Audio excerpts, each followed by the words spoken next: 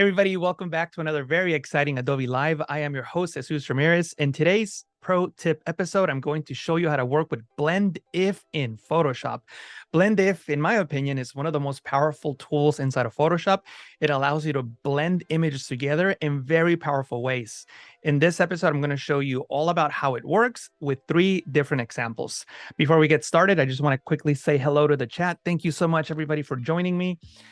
Bliss, Frank, Anika, thank you so much. Wade in the chat. Also, thank you so much for joining me today. It's a special day for me. It is my birthday, so I'm super excited to be here on my birthday teaching you guys Photoshop.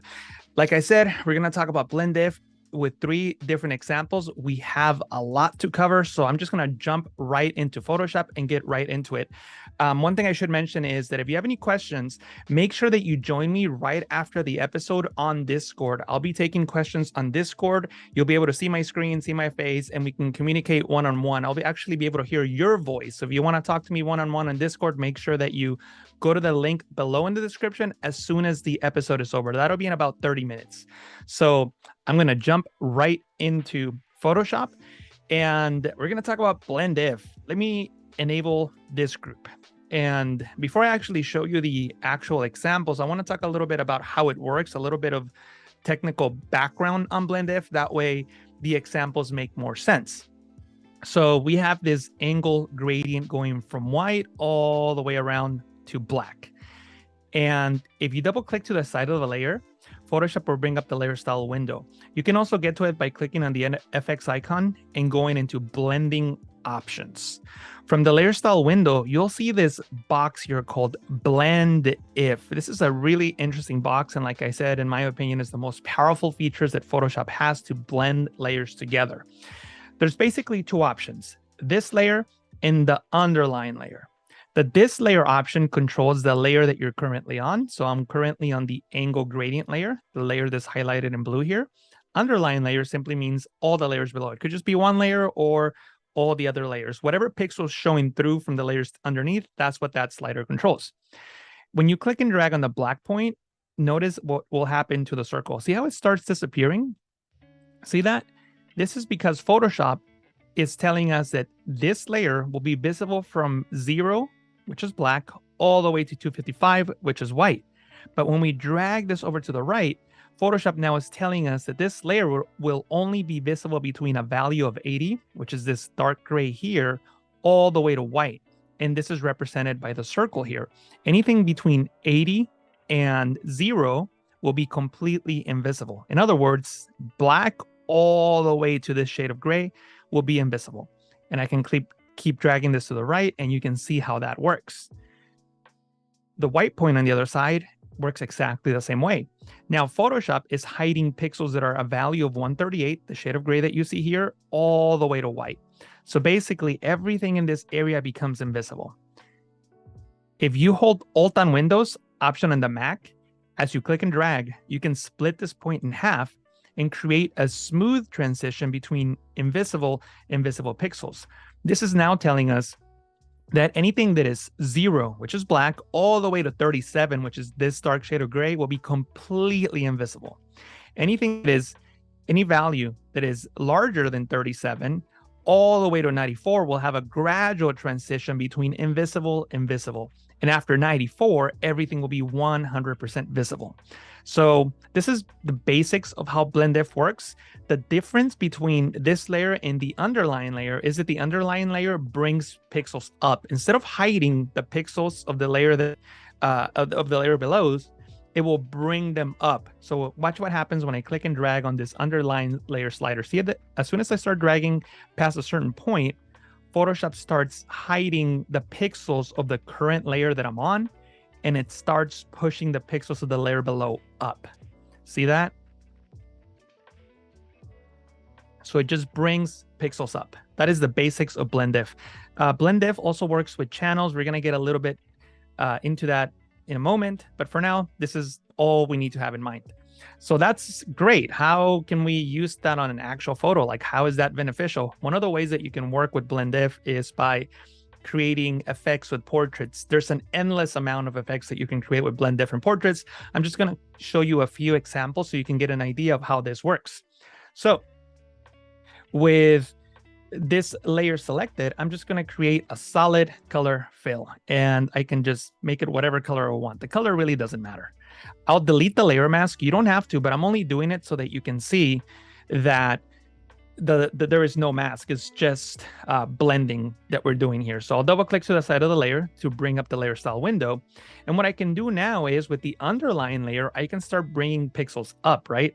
I can start bringing pixels up just so that this effect only affects the brighter pixels, because I'm telling Photoshop, do not affect the darker pixels. See that? See how I'm just only affecting the brighter pixels? I can hold Alt and Windows, Option in the Mac, and click to split these in half and create a smooth transition. Once I get to this point, I can start adjusting blending modes. For example, I can select the linear light blending mode and create that effect there, that a blue highlight is hitting my subject. I can also reduce the fill opacity to decrease the intensity. You could also use opacity, but Photoshop has 8 special blending modes. These blending modes highlighted in yellow: color burn, color dodge, linear dodge, vivid light, linear light, hard mix, and difference. These will give you different results when you adjust fill compared to opacity. And in my opinion, fill works better with these blending modes. It just gives you a different result. Another reason why that particular blending or those particular blending modes are useful is because you can create a new layer and paint with white on that layer. So I'm just going to paint with white, like so. I can double click to the side of the layer, uncheck transparency shapes layer, and then make sure that I go into one of those blending modes. So I can go into color dodge, for example. And notice that when you use one of those 8 blending modes and you uncheck transparency shapes layer, you get a different result. And you can also bring down the opacity and move that light around. So this is almost creating the effect that a light is hitting our subject. But of course, we don't want the light to affect the entire layer.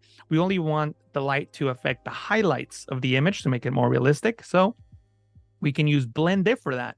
We can tell Photoshop not to include the shadows in that adjustment. So I can hold Alt and Windows, Option on the Mac, and click on the black underline point and spread these apart like so. Maybe even bring down the fill down a little bit. And that looks much more realistic. And now I have a light that only affects the brighter areas of the image. You can also use curves adjustments, or any adjustment really, with blend if. I can select a curves adjustment. And if I want to make the shadows have a green, blue, teal type of look, I can go into the red channel and drag down to subtract red, which adds cyan. Then I can go into the blue channel and drag up to add blue, and I can create this teal effect on the image. But maybe I only want this effect on the darker pixels, not the brighter pixels. So how can I fix that? Well, instead of creating a layer mask that will be too complex, I can simply go into the blending options and tell Photoshop to not apply it to the shadows and only the highlights, or to only apply it to the shadows and not the highlights. Alt on Windows, Option in the Mac, and click to split these in half, and you get that effect that you see there, before and after. Notice how the highlights are not being affected, and you can, of course, create more adjustments. You could also create another curves adjustment. This time I won't delete the layer mask, just so that you can see that you don't have to delete it if you don't want to. And I can now do the opposite. And before I do that, actually, let me go into the red channel and drag up to add red. In the blue channel, I'll drag down to add yellow. And now I'll go into the blend if options. And on the underlying layer, I will take this effect away from the shadows. Alt on Windows, Option in the Mac, click, split these in half, and you get that result there, before and after. And after you make that adjustment, you can now control the intensity of those highlights. So as you can see, I'm creating a dual tone effect with a lot of control just by using blend if. I'm only targeting the shadows or only targeting the highlights on specific adjustment layers to create the effect that you see there. Super cool stuff. Now, since this is a pro tip stream, we're going to get a little advanced here. So with this color wheel selected, we can also apply blend if, right? So I can double click to the side of the layer and we have blend if, and watch what happens. If I select the this layer slider, I'm going to click and drag to the right. What do you guys think will happen? And before I actually drag it, I'm going to create a hue and saturation adjustment layer and desaturate the image so you can see the brightness values, right? So what do you think will happen if that's the brightness of those colors? Because all these are different colors, as you can see. Let me bring up the color picker here. As you can see, the only thing that really changes in this circle is the hue, right? But the saturation and brightness is the same on all those pixels. So then obviously when you only look at the brightness, then you get the same result on all the pixels because they have the same brightness. The hue doesn't matter, so that gets tossed out. So what do you think will happen with blend if? Well, let's take a look at that. On the this layer slider, when I start dragging this to the right, watch what happens. It gets rid of the blue and then the red here. And the last thing to go is yellow. Isn't that weird? And if we do this, you get this weird effect there. Why is that happening? Well, that is the math behind Photoshop. The hue saturation lightness slider is using the HSL color mode, HSL, but blend if doesn't use that. Blend if uses HSB, which is found in the vibrance adjustment layer. So when we decrease the saturation in the vibrance adjustment layer, we get a different result. We get black here. See that? Where blue is. And then we get white on this area where yellow is. And that corresponds to these sliders. See that? When I drag the black point to the right, starts getting rid of the blue first, because that is what was black when we reduced the saturation with the vibrance adjustment layer. And the reason that we get different results is because it's different math creating the black and white image. In this case, we're using the HSL color mode. And in this case, we're using the HSB color mode. And the HSB color mode was designed to sort of mimic the way that humans look at color. The HSL method is more mathematical. And as humans, when we look at colors, blue just looks and feels darker than yellow. Even though that numerically they might be the same brightness, it doesn't feel like they are. It feels like blue is darker. So this is kind of what the vibrance adjustment layer is duplicating or trying to create. And blend if uses that method to remove or show pixels. This is why you get that weird result. So if you are working with color, keep in mind that it's not going to take such a numerical, mathematical approach to removing a color. It's going to be more of a perceptual way of removing color. So just wanted to point that out. Cool. So how does that work with, like removing a background or why is that beneficial? Well, when you're looking at an image like this, you have to remember that this image is created by blending 3 different channels, red, green, and blue, right? And you can go into the channels panel and you can see that red channel, green channel, blue channel. So they're just essentially black and white images, right? So if you are going into the blend if here and you click on this drop, then you can select red, green, and blue. So if we select blue and we click and drag the black point, why does the yellow side disappear and not the blue side? And if we drag the white slider, why does the blue side disappear and not the yellow? Well, that's because when we go into the channels panel and we look at the blue channel, you can see that obviously the side of the circle that has blue is white, because what a channel is doing is adding or subtracting light in the color of the channel that you're on. So in the case of the blue channel, it's adding blue light. Where is the blue light in this case? It's on this side. So then therefore it's white. There is no blue light on the other side. So it's completely black.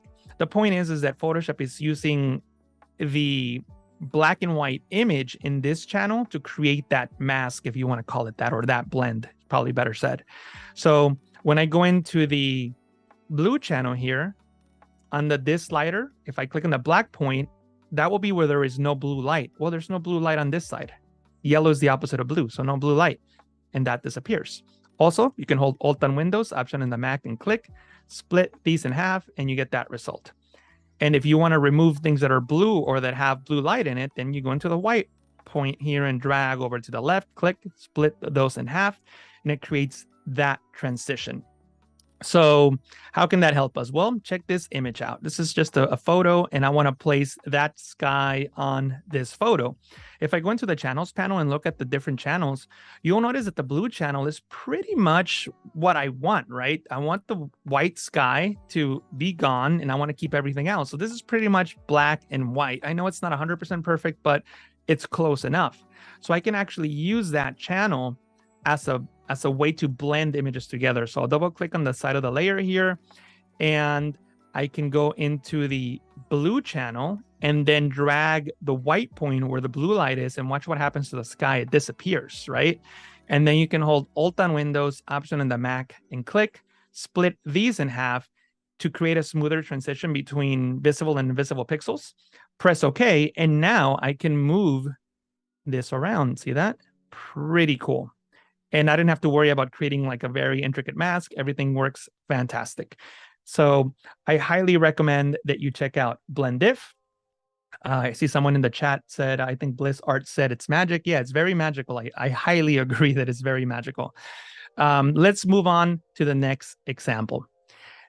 Let's now talk about BlendIf and how you could use it to work with textures. So I have a text layer here, and we're going to apply a texture. So Control Alt G on Windows, Command Option G on the Mac creates a clipping mask. This is what this down pointing arrow is representing. And that means that the layer below controls the visibility of the layer on top, which is why we only see the pixels of this texture layer where the pixels of the text are showing. So what can we do with BlendIf? Well, if you notice, if you look at this graphic, there's really two shades, right? We have the brighter area on top and the darker area on the bottom. So we can go into the blending options, and under this layer, we can hide the darker portions and only keep the brighter portions of that texture, or we can do the other way around. Hide the brighter portions and keep the darker portions, which in this case, I think is what I want to do. I can hold Alt on Windows, Option in the Mac, click, split these in half, and things are looking pretty good. Now, when you zoom in, things look pretty good, but the problem is that I want to create more depth. I want to create the illusion that there is paint peeling off this text. One way of creating that illusion of depth is to apply a layer style, and we can use the bevel and emboss for that. So I'll double click to the side of the layer here, and I can click on bevel and emboss, but nothing happens, right? Why not? Why isn't anything happening? Well, these edges that you see here, they're not really transparent. The bevel and emboss is being applied somewhere up here and down here in the edges of the layer, not the edges created by the blend. Because if you look at the layer here, at the texture layer here, there is no transparency. I mean, there's transparency in the top there and the bottom there, but that's just because there's no pixels there. That's how the layer is. But there's no actual transparency that corresponds to the transparency we created with the blend, because the blend is just the blend. If I go into image adjustment levels, you'll notice that as I adjust the brightness, the blend changes, right? Because the blend is being controlled by the brightness of that layer. So how can we get actual transparency on something that has BlendIf? Very easy. Right click, convert to smart object. Look at the layer thumbnail now. See how the layer thumbnail now has more transparency? So now this is no longer a blend, it's actual transparency. So I can adjust the brightness all I want, and the blend doesn't change. Obviously, the brightness of the active opaque pixels will change, but not the transparency or not the blend. So now that I have actual transparency, I can double click to the side of the layer, click on bevel and emboss, and I'll reset my emboss here to default, and I can adjust the settings here, adjust the depth, maybe adjust the opacity. Maybe I want this to go down so that it fits the image better. The point is that you can adjust these sliders all you want, maybe change the blending mode to overlay or something like that. The point is that now I've created more depth on that texture. See that? See how it actually feels now? It looks more like it's part of that text layer and is not just a blend or like almost like a sticker on top of it. It creates the illusion that there is more depth on that text layer. So make sure that when you are using blend diff and you're going to incorporate other effects, it might be a good idea to convert that blend diff layer into a smart object so that you have actual transparency and not just a blend. Because if you add an adjustment layer, or in this case, a layer style, the result may not be what you're expecting. But by converting it into a smart object, you'll probably get the result that you're expecting. Also, I just wanted to show another quick tip with blend diff. We're going to go into this angle gradient that is going from white to black. I'm going to double click to the side of the layer. And if I drag this layer slider to the right, of course, I will hide the darker pixels. If I drag this one to the left, I will hide the brighter pixels. But here's a trick that most people don't know. You can actually flip these points so that the only pixels that disappear are the midtones. So you only keep the highlights and shadows. So if you're working with an image where you want to keep just the darkest pixels and the brightest pixels, but anything else should be hidden or invisible, this is what you do. Just flip the points. So the black point starts out on the left and the white point on the right. But if you flip these like this, then you only keep the most brightest and darkest pixels. Again, you can hold Alt and Windows option in the Mac and click to create a smooth transition. So yeah, let me know in the chat if this is something that you knew, or if this is something that's new to you. I'm curious to see. Cool. Let me see what we have next and how much time we have. Okay, so now we're going to talk about blend if and how to create advanced masks with blend if. So I have this layer selected. It's just a text layer with the word multiple and this vector line below it.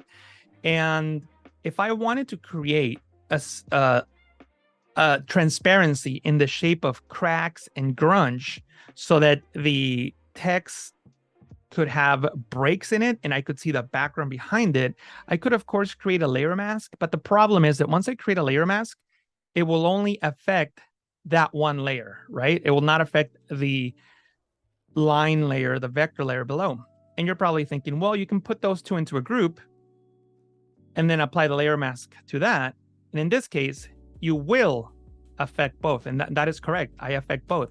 But the problem is that if I have that mask and I decide to then use a different type of mask, we'll just go with this brush here and adjust that layer.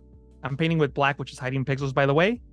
And I change my mind and I want to move those pixels. I can't. I'm stuck with whatever I painted, right? It's just one layer and I'm stuck with the pixels that I painted or pasted or whatever. The point is that I'm stuck. I can't change these lines and move them around after the fact if I change my mind.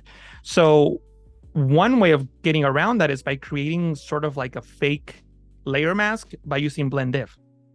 Put your layers into a group, like here. Then on the group, double click to the side of the layer. It brings up the blend diff, the layer style window. From blend diff, on the this layer slider, hold Alt and Windows option in the Mac, click, split it in half. So now we have 0 to 255. So anything that is 0 will be invisible, and then we'll have a gradual transition to visible. That's essentially a layer mask, right?